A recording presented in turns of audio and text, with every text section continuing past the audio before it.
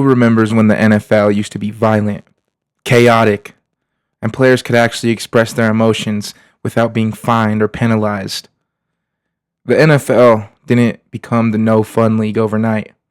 It happened step by step, and I'm going to take you through those steps and maybe some possible solutions on how we can finally get our league back. What's going on, everybody? Stoney from Sports with Stoney here, of course.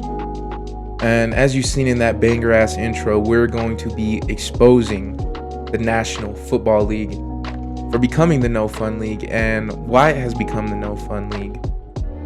And all roads lead back to Roger Goydell, as you see. And before I hop on his head too much, I just want to give him credit for expanding the international audience of football. I think that's the best thing he's done. I think the sport is going to continue to grow, and I give a lot of credit to this man. But when Roger Goodell took over as commissioner in 2006, his goals were to protect the league, or protect the shield, which means making it stricter, bigger fines, and overall taking away a lot of the personality from these guys we've come to love. Reason 1, the celebration dilemma. Antonio Brown?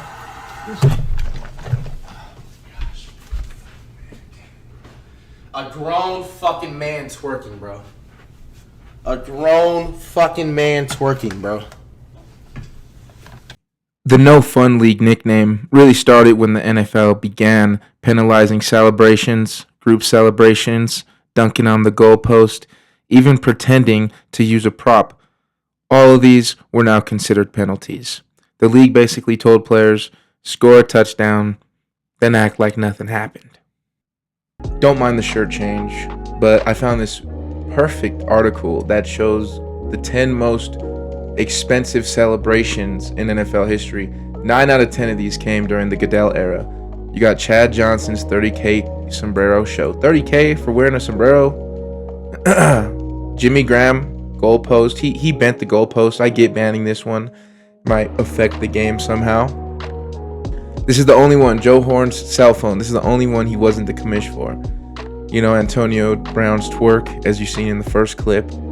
Jarvis Landry, another one. Jameson Williams doing the Marshawn, another one. These all are coming during the Goodell era. The original Marshawn, Devontae Adams, Josh Allen. This one's my favorite one. Von Miller.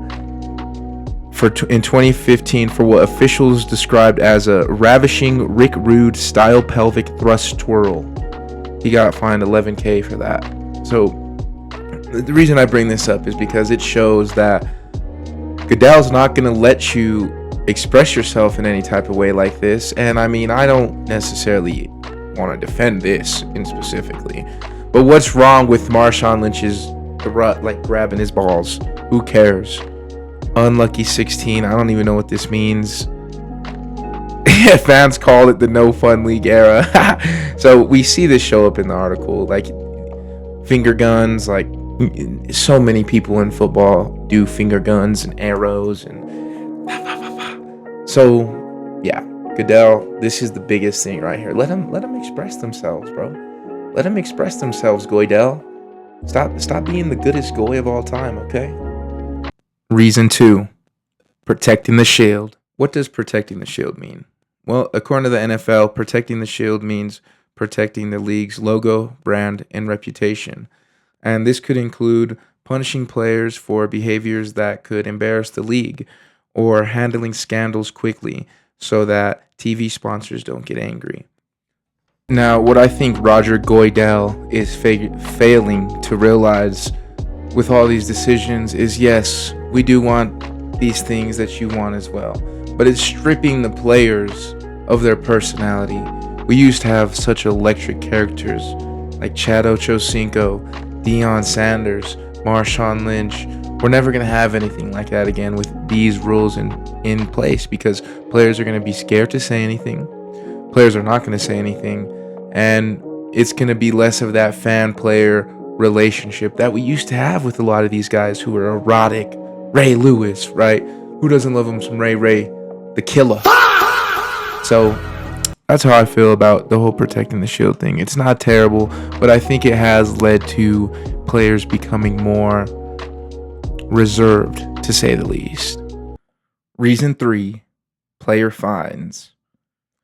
So players have been getting fined so much more since Goodell came into the league, and this is honestly starting to become a Goodell hate video because these are all his rules. But basically, what's happened is the game has become softer, and it reflects it in the fines and penalties players receive within the game itself. I know we've already talked on fines with the celebrations, but we're going to take a look at fines within the game itself. So this is the NFL's official website of things you can't do on game day, and let's read it. Physical contact with an official. Now, I'm not going to get too crazy on this one because I don't know what this means. If this means some accidental bumpage, $40K to $80K is absolutely insane. Verbal or other non-physical offense against official, $32K. Them boys is playing out there, man. Let them play. Striking, kicking, tripping, kneeing, $12K. Okay, you might be able to get, if you're a big baller, you can throw a punch. Second offense, $17K, only goes up $5K. Horse collar tackle, $17K. It happens, man. It happens. $23K for the next offense. Hip drop tackle, $17K. People were really mad about this one. I still don't quite understand the hip drop tackle. I know how one looks, but I mean, kind of like a tackle, isn't it? Face mask, $11K. $17K for the second offense. Face mask always happen. This is you want the players to play better and be more technically sound. I get that, but Jesus Christ. Leg whip, $17K. I don't even know what a leg whip is.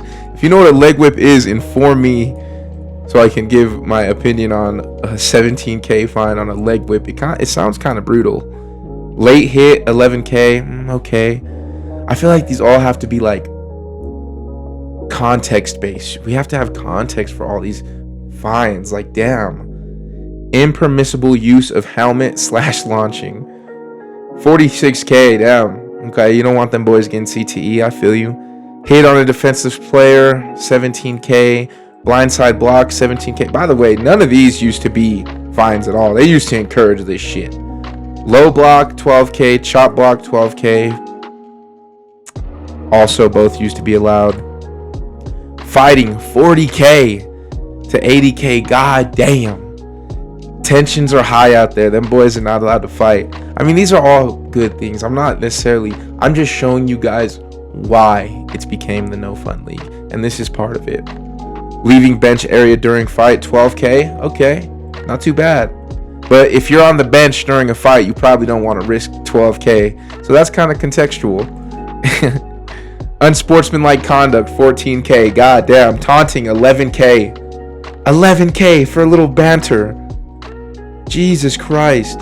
Football into stands, $8K. Footballs are expensive, but they're not $8,000. They're like $250 or something. Foreign substance on body / uniform, $5K. The fuck? No comment on that. Chin straps, shoulder pads, thigh, knee pads, overbuilt face mask. Okay, so this is uniform shit. Unapproved visor, personal messages. Damn. Personal messages.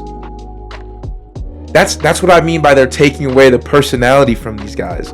Unauthorized logo / branding. So yeah, they can't make their own money, like wearing Supreme, basically. If Supreme isn't an NFL sponsored company, then players shouldn't be wearing Supreme. This is like the cleats thing too. Like, let them wear their stuff, man. Uniform violation, socks, jerseys. So basically they have to wear their socks as high as physically possible and look fucking retarded. So gang signing. That's just, I think the gang signed off on this. Okay. So yeah, this about $4 million a year has been used to support these worthy causes. I don't know what that means, so we're going to leave it. But this just shows you, this is why players are not as fun as they used to be. Not as savage, not as violent as they used to be. But yeah, that's going to be all for today's video. I hope you enjoyed. Subscribe, like, all that good stuff. This has been Sports with Stoney. And yeah, stop being the goodest goy, Goydell.